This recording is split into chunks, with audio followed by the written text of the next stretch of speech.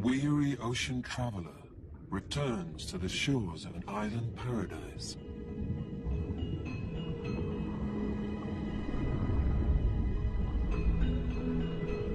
For millennia, great oceanic currents have brought visiting giants to these magical shores.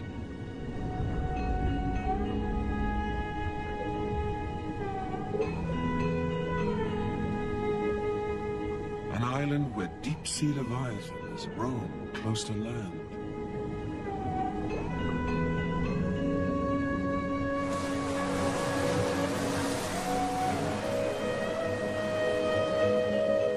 One of the greatest oceanic shows on Earth. But why are so many of these great sea creatures drawn to this island? For centuries, Sri Lanka and its hidden treasures have seduced travelers from around the globe. Enticed by tales of rare spices and ancient civilizations, Indian, Arab and European adventurers were drawn to this irresistible island.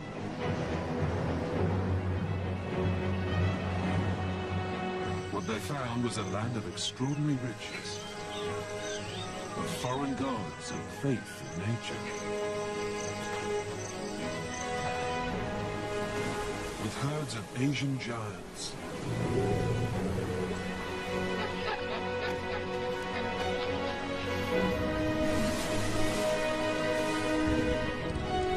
And creatures found nowhere else on Earth.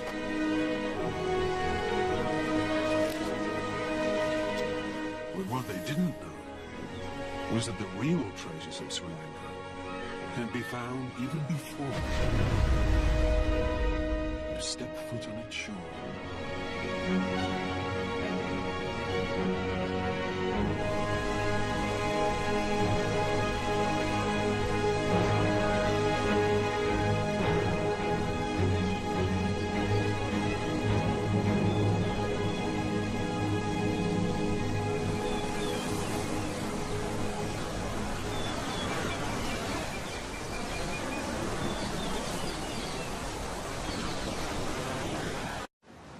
In the Indian Ocean, the island of Sri Lanka stands as a crossroads for all kinds of migrating marine life.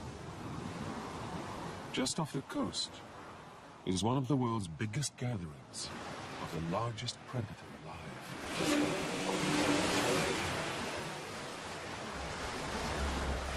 The sperm whale.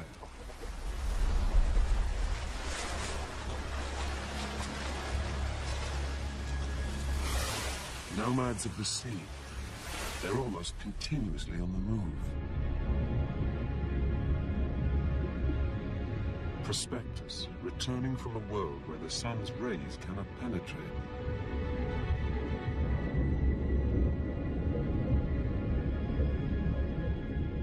After as long as an hour in the deep, they return to the surface to breathe. Before they dive again, they fertilize the surface. To save energy in the depths, they shut down their non-critical organs, and that includes the ability to defecate. This is one of the only ways that nutrients locked in the world below are returned to life near the top.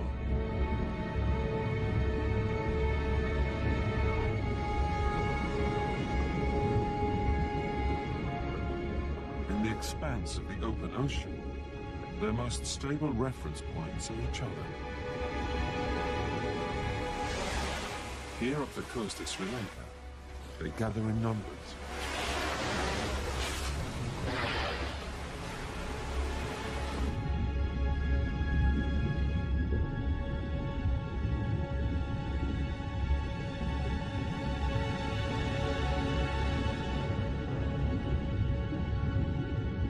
Superpods, some of the largest seen anywhere in the oceans.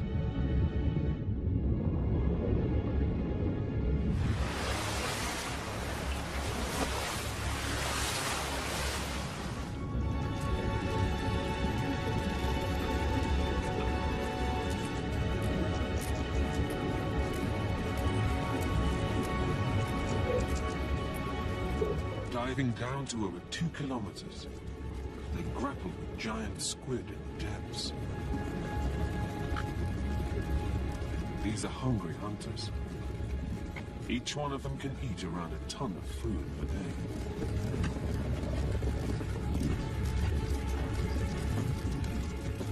It's thought that they can stun their prey by producing some of the loudest sounds of any living creature.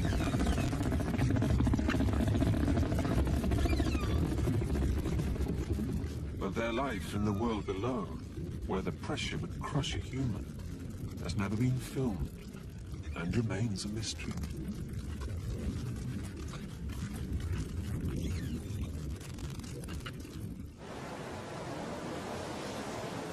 Somehow, the rich waters of Sri Lanka can satisfy the appetites of so many visiting giants.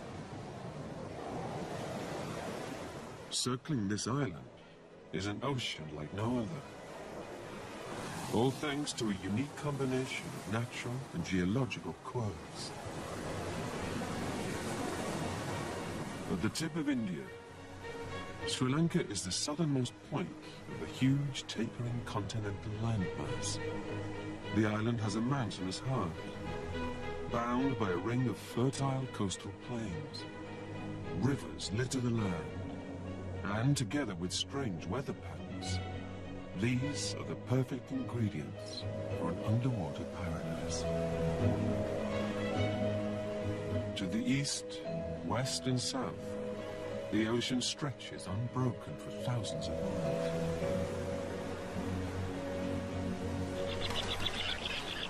It's not just whales. Schools of fish and huge flocks of seabirds cross thousands of miles of ocean to reach these shores.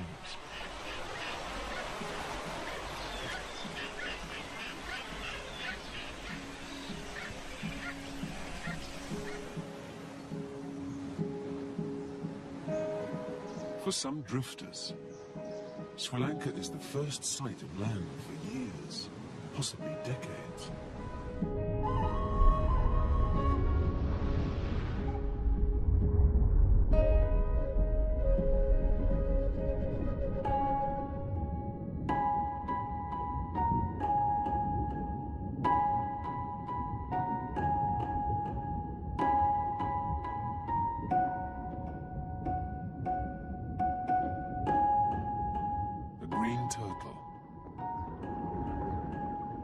She is one of 5 species of sea turtle that are born on these shores.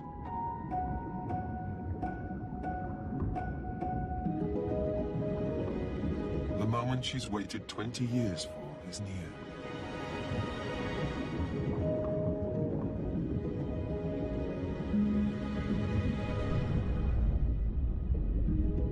She spent the years riding the currents of the deep ocean.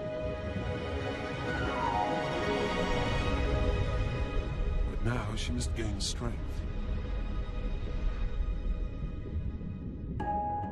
So she's returned to the sun-drenched shallows, more fruitful than the open water. Grazing on seagrass and weeds, whipped up by the waves.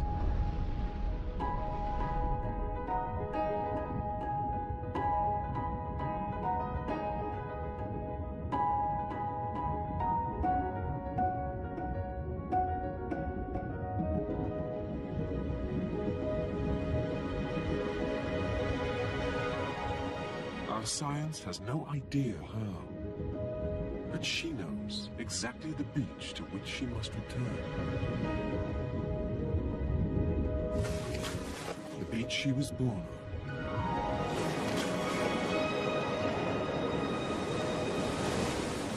and on which she will lay her eggs.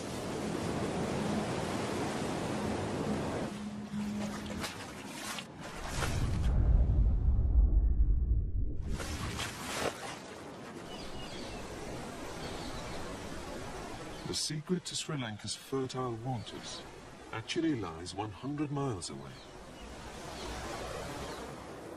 It's a story that begins on the highest peaks.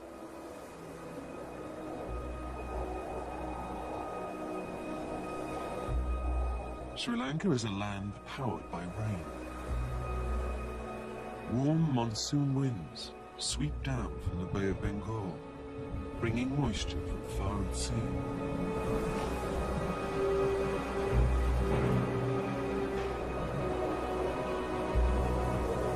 As they hit the central highlands, they rise, they cool, and the northeast monsoon begins.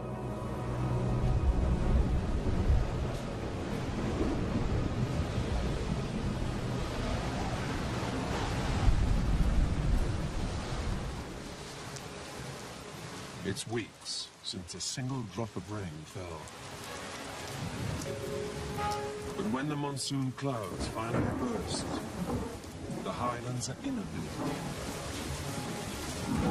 Meters of rainfall in just a few months.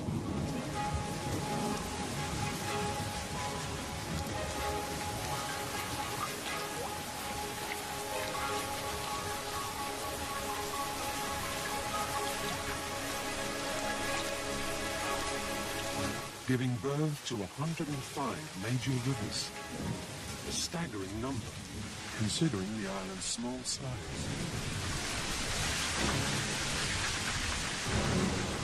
It's these rivers that are key to the rich seas surrounding Sri Lanka.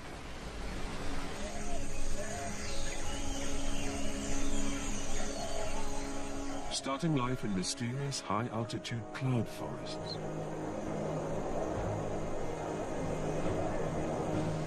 Leaves and debris are washed down the mountains.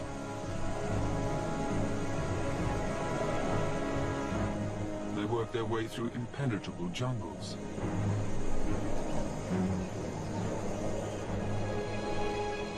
Collecting sediment and nutrients from the earth.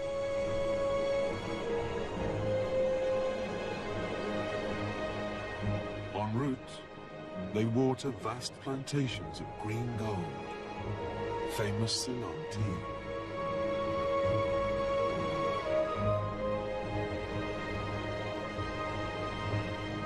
Across the vast plains that circle the island.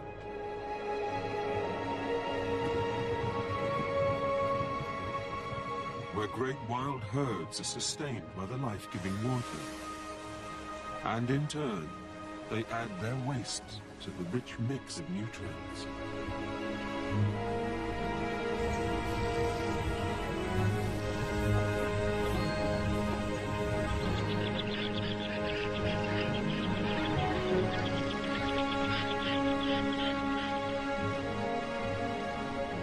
Finally mix with the sea and brackish swamps, the mangroves.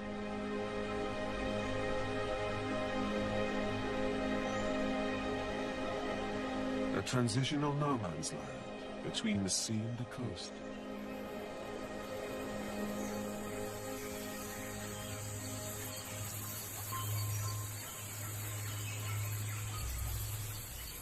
Their leaves have special glands which secrete salt crystals, allowing the trees to cope with the water from the encroaching tides. Rising out of the waterlogged swamp floor, roots reach from the earth like dead men's fingers.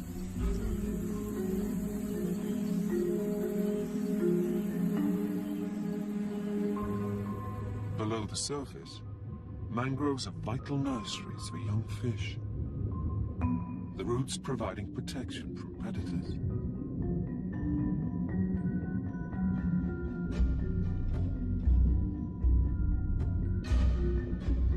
But with so much competition, one mangrove specialist has developed an extraordinary way of getting a bite to eat.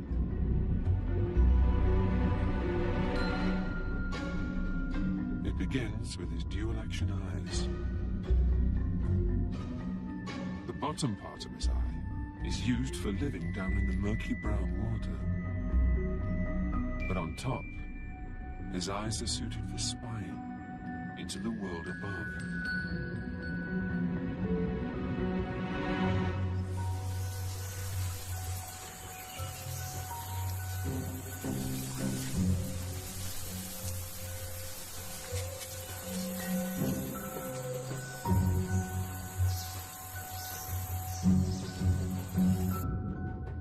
presses his tongue down against a groove at the bottom of his mouth, forming a gun barrel.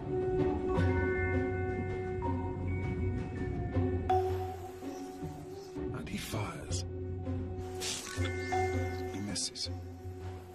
He doubles back and lines up again.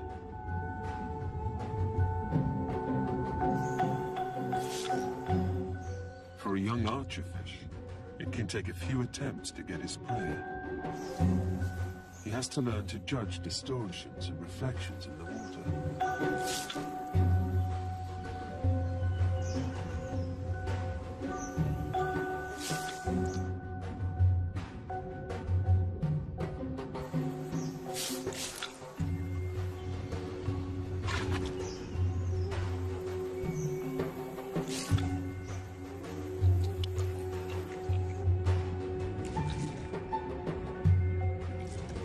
Amazingly, the archer can produce a watery arrow that is up to 6 times stronger than his muscle power.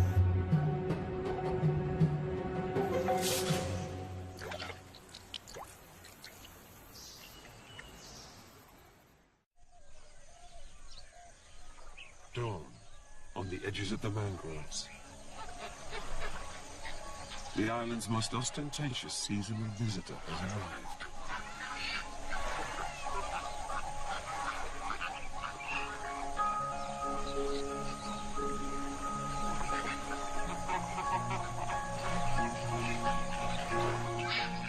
Greater flamingos, named for the flashes of flame-like pink on their wings.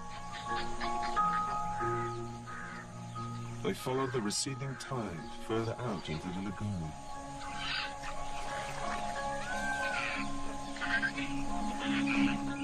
The water must be just the right depth. Wiggling their legs, they stir up the mud.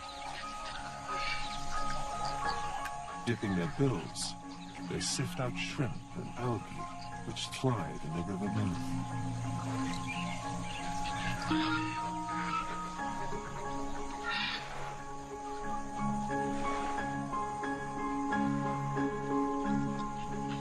Males squabble and jostle for position in the group. They can grow large on this rich soup, with the biggest males reaching nearly 1.5 meters in height.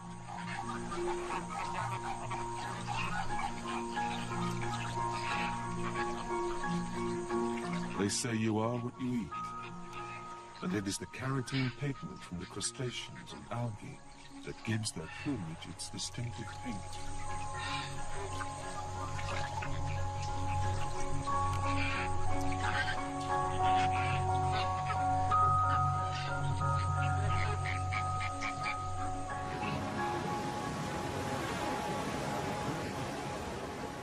Minerals and organic matter from hundreds of rivers and streams nourish coastal communities. Sri Lanka's high rates of freshwater discharge causes a riot at sea.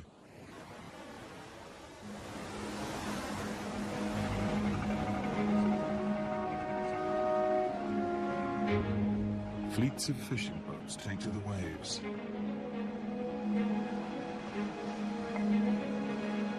Endless schools of fish lie in wait.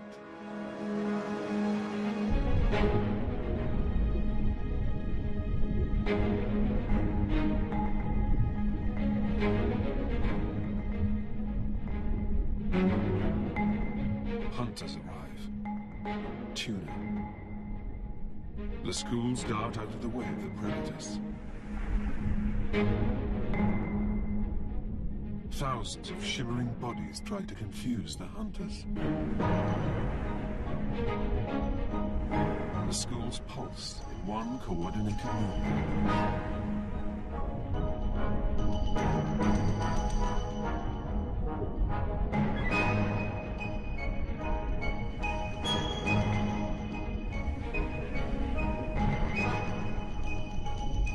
But the tuna are themselves in danger. From above. For these fishermen, the big money is in tuna, if they can find them. They're impossible to spot from the surface, but the fishermen are guided by the ocean's greatest acrobats,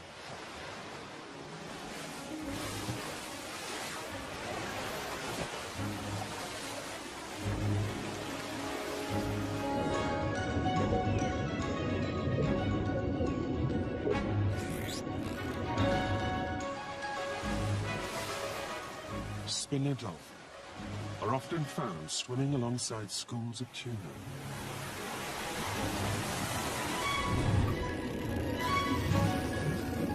Superpods of thousands of dolphins congregate on the country's coast.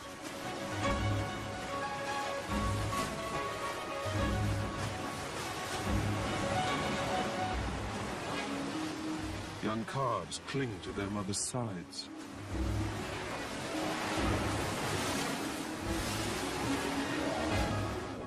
Spinner dolphins live up to their name, rotating spectacularly as they leap meters out of the water. They start attempting it from an early age, but it's an acquired skill. Why spinners spin is a mystery. Some think it's for communication. Others believe it removes parasites stuck to the dolphin's skin. But perhaps it's just because they can. These huge gatherings of dolphins are some of the largest anywhere. But with overfishing by local and Indian fishermen, they may be a shadow of what they once were.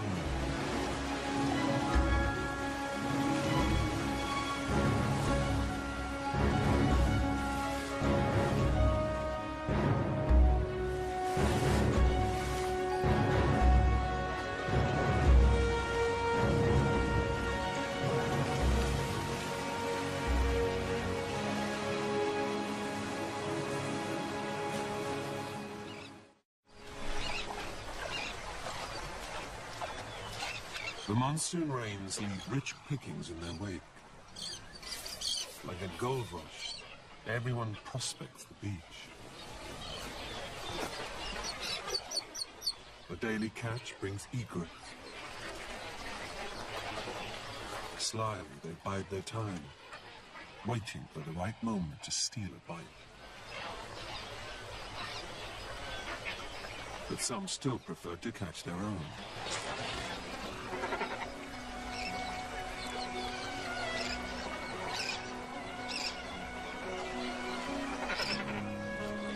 In the lagoons, flocks of cormorants dive for fish. Working in small groups, they drive a school together.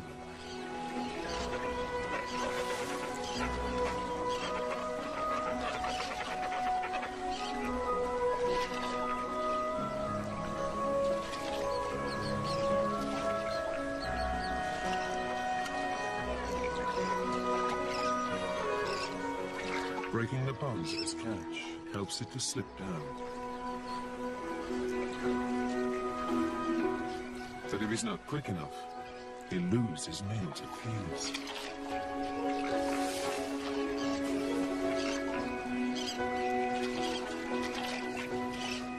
Most water birds have feathers that repel water, but not the cormorant.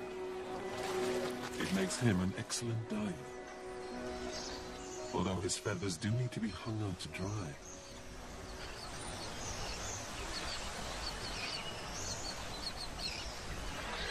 Flocks of cormorants, egrets, and painted storks gather in large, excited breeding colonies. When food is abundant, it's the safest time to raise a family.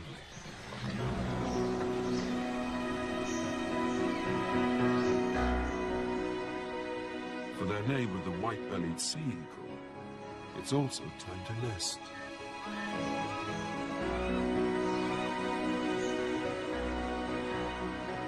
These graceful flyers mate for life.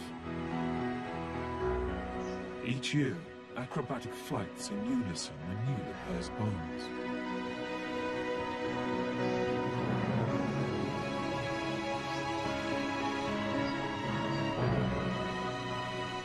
These heavy birds are the largest on the island and can reach up to 4.5 kilos. So finding a tree suitable for the whole family isn't easy.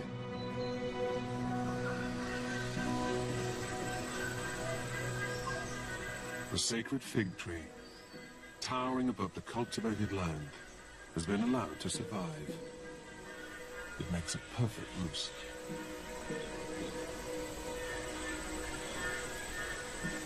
They've used the same nest, now a huge pile of sticks, year after year.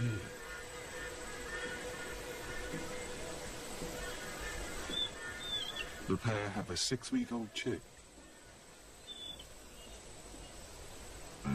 As he's got older, they're leaving longer and longer gaps between bringing him meals. Perhaps to entice him into the air.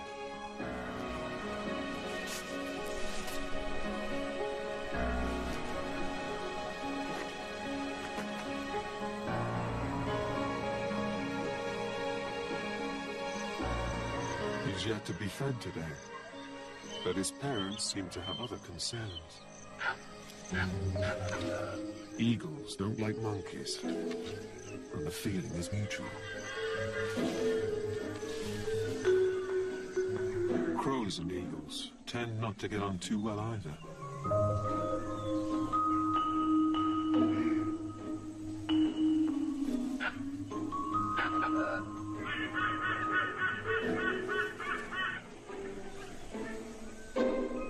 The sacred tree is home to all sorts. And some residents, like palm squirrels, make happy neighbors.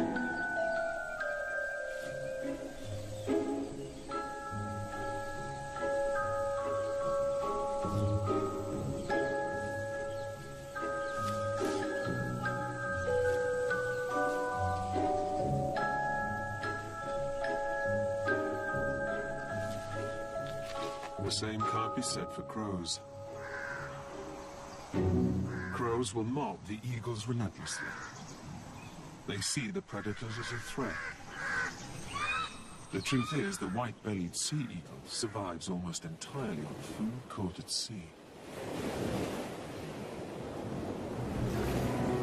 The white belly of the adults blurs with the bright sky as they descend on their prey. From below, it's rendered invisible.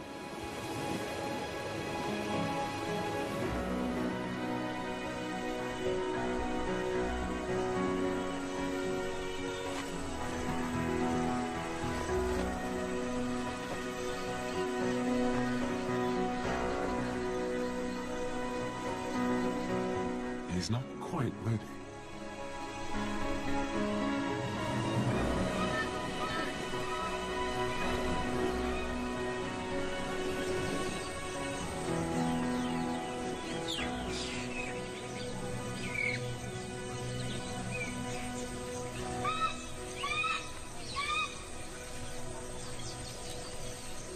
At last, fresh fish.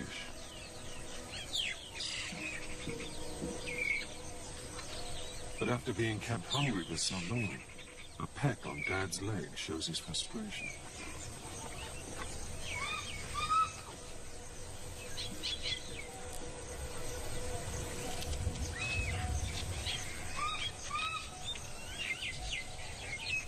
In a few more weeks, he could be fishing for his own dinner.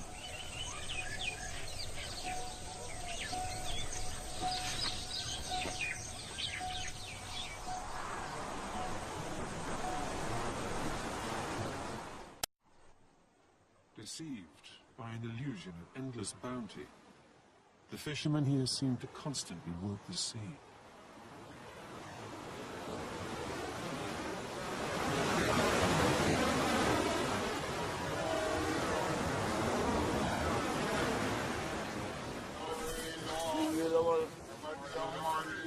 They continue to haul in their nets at night.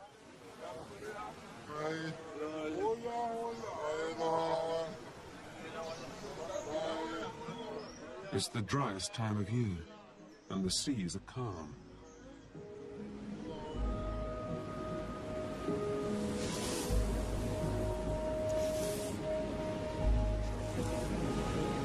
Our expectant mother knows her time has come. Hauling herself up beyond the reaches of the waves. On land, her flippers are cumbersome. She was born on this beach, and now she's returned to lay eggs of her own.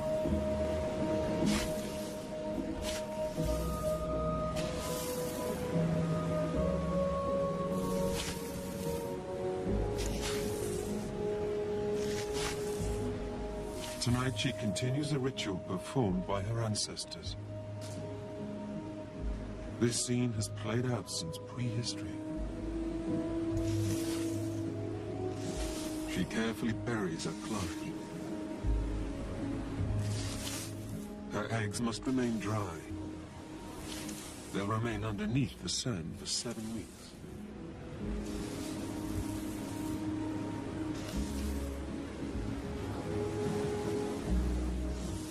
And she returns to the waves.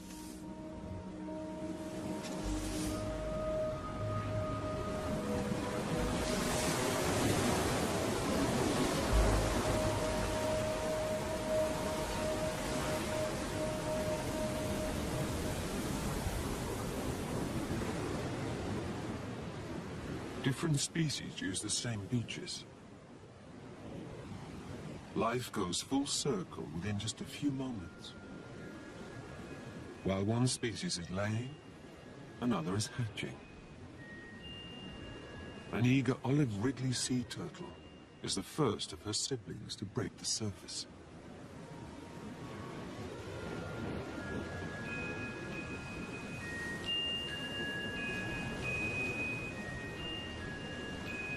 They've remained buried for 7 weeks. They've waited until the sand cooled, and they knew it was night.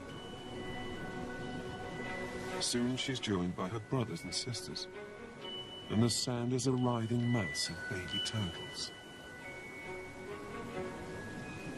They know instantly which way to head. Perhaps it's the slope of the sand, or a faint glow of white on breaking waves. But somehow they sense the sea.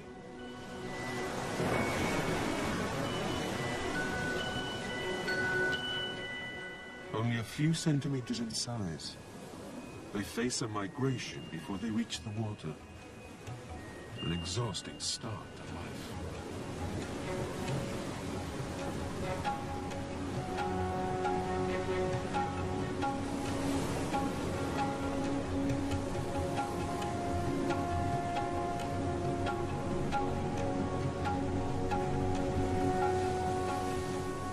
Forced to rest after every few steps, they're in a race against the sun.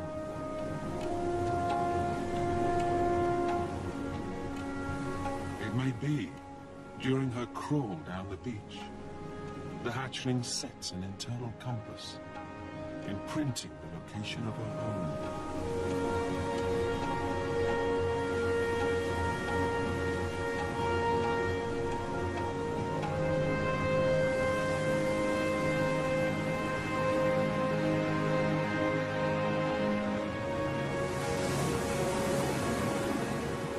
Most will make it in darkness.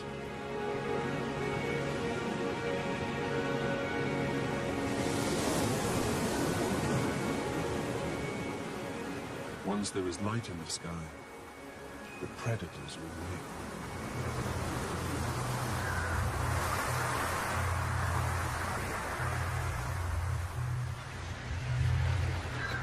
Crows are gathering. A baby turtle would be a decent breakfast.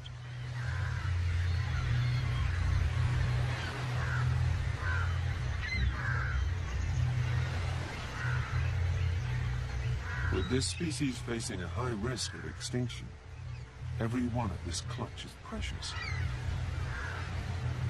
Scientists estimate, even for those who make it to the waves, just 1 in 1,000 will survive to adulthood. The last straggler, exhausted, must rest before the final push. A fatal pause.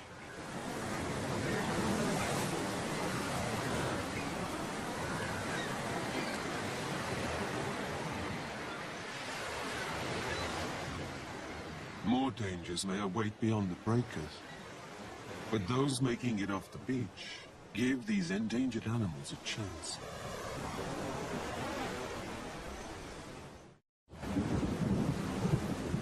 In the southwest of the country, the second monsoon announces its arrival.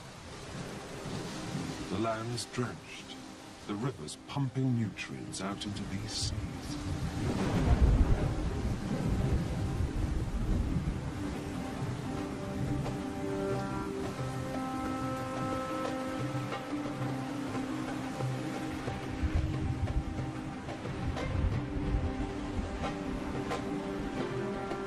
These lands are blessed with two monsoons.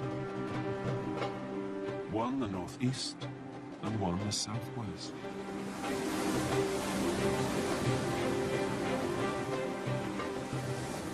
Meaning there was always rain somewhere on the island.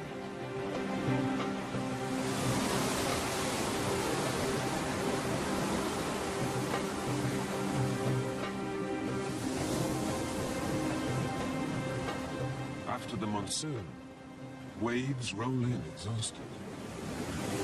But the waters are left refreshed by this second seasonal influx of nutrients. Like giant human herons, Sri Lanka's iconic stilt fishermen wait for the arrival of schools of mackerel and herring. The origins of this unusual practice are lost in myth. According to legend, after the Second World War, an inventive fisherman was finding it hard to get his own rod to fish from.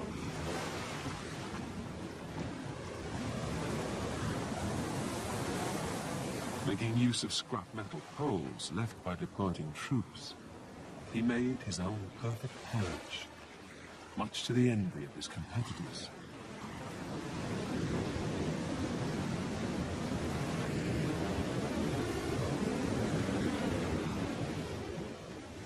The practice soon caught on.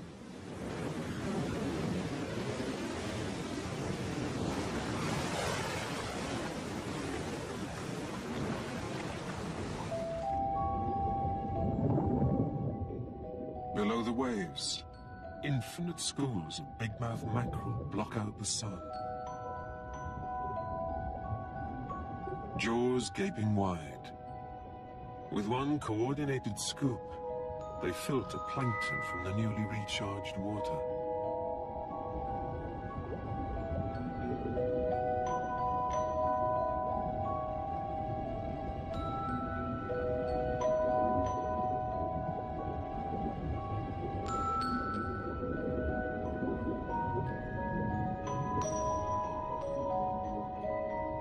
Shoals of reef fish, yellow-striped fusiliers and damselfish mingle.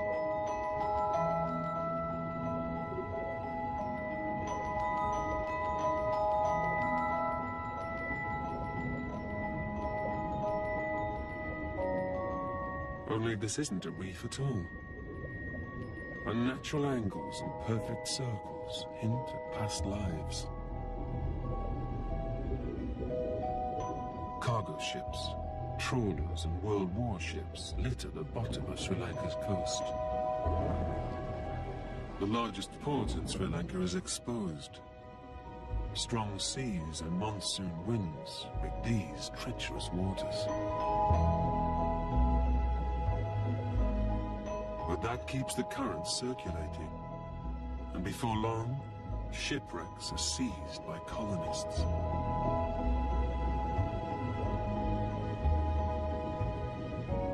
All manner of creatures take up residence.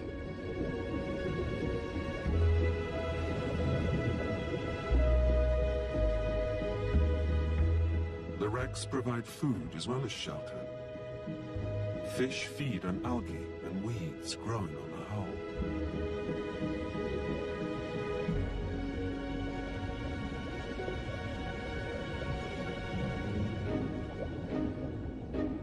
It gets crowded down here. The damselfish guards her patch and crop of algae. The wreck's very own gardener, she weeds her crop. Removing unwanted algae and seaweed from her patch helps the algae she likes to grow. The faint red circle on this mast is a patch of red algae, which she can digest far more easily than other types.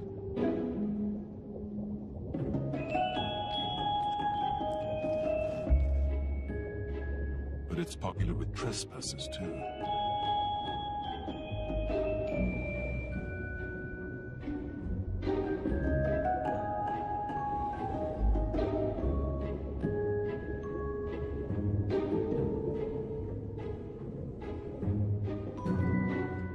Living in such close proximity to other fish means some unusual ways of getting a meal and strange relationships have evolved.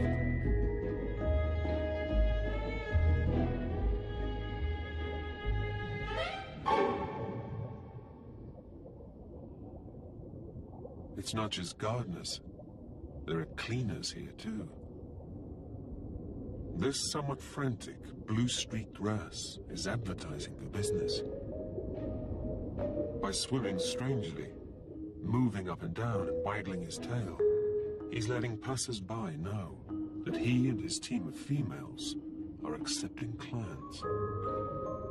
Yellow-striped fusiliers notice his dance. Small groups break away from the school and stop at the wrasse's cleaning station. Soon, there was a rush on.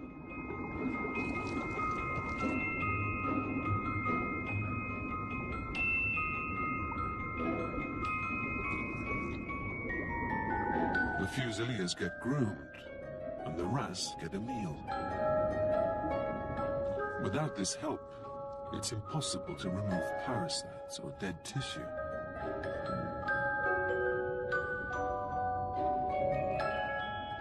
The male is larger than the female members of his harem, but amongst the females there is a strict hierarchy. Constant power struggles and fights are common. If the male dies, the highest-ranking female will change sex, and she takes the top job.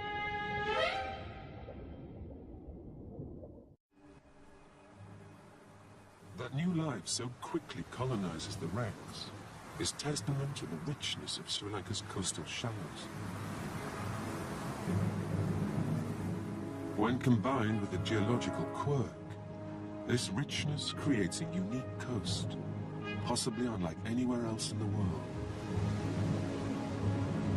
The continental shelf is particularly narrow, and along some stretches, the deep ocean pinches in extremely close to the shore. The presence of deep water so close to land gives access to a true ocean giant.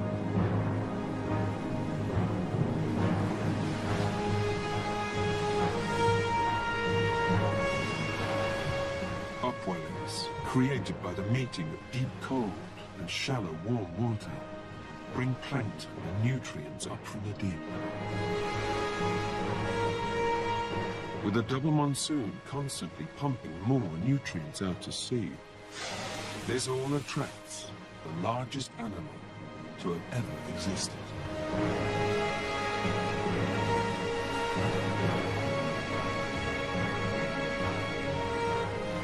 This is one of the only places on Earth where blue whales can be found so close to shore all year round.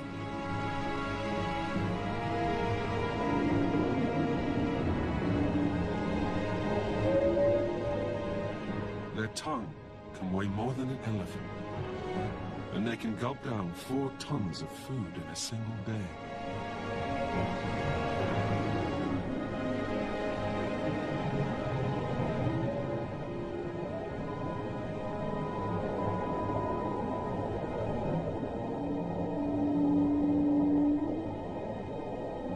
Huge, 25-meter-long, mysterious creatures, normally found voyaging the world's oceans.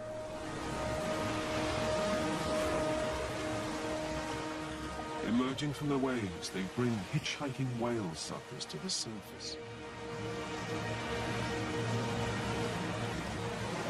But these giants will not be going far. They seem to like Sri Lanka.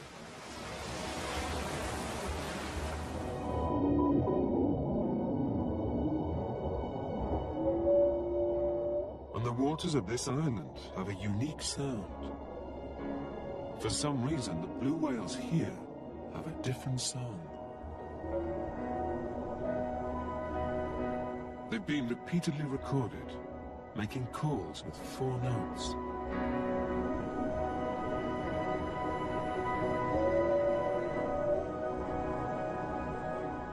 This may be one of the few places on Earth they've made a permanent home. A tribute to the richness of these waters.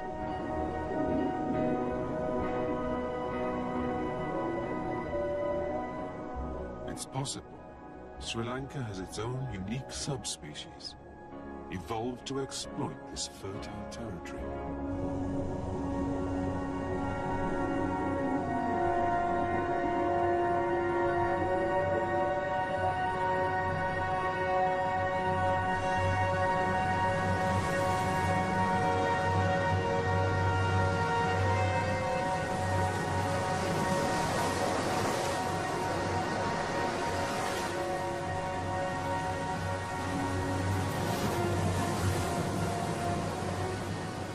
The existence of Sri Lanka's population of the most mighty of marine mammals has only been studied by scientists in the last couple of decades.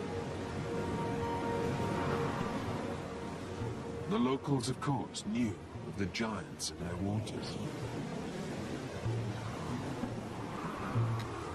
Some even believe the local Buddhist faith is what protected them, and much of Sri Lanka's wildlife. But why they're here is only just starting to be understood.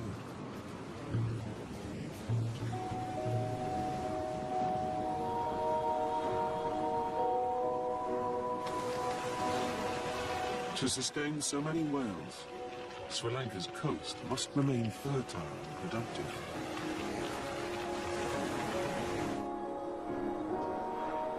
Yet the fate of this sea is tied to the land and the rivers that feed it.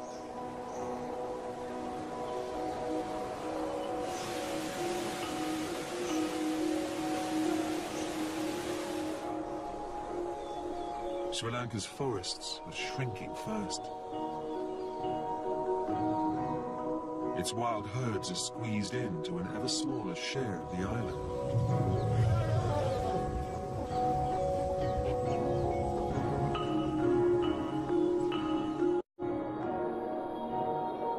Ancient Sri Lanka sculpted this land in a way that benefited nature. Can modern Sri Lanka learn to do the same?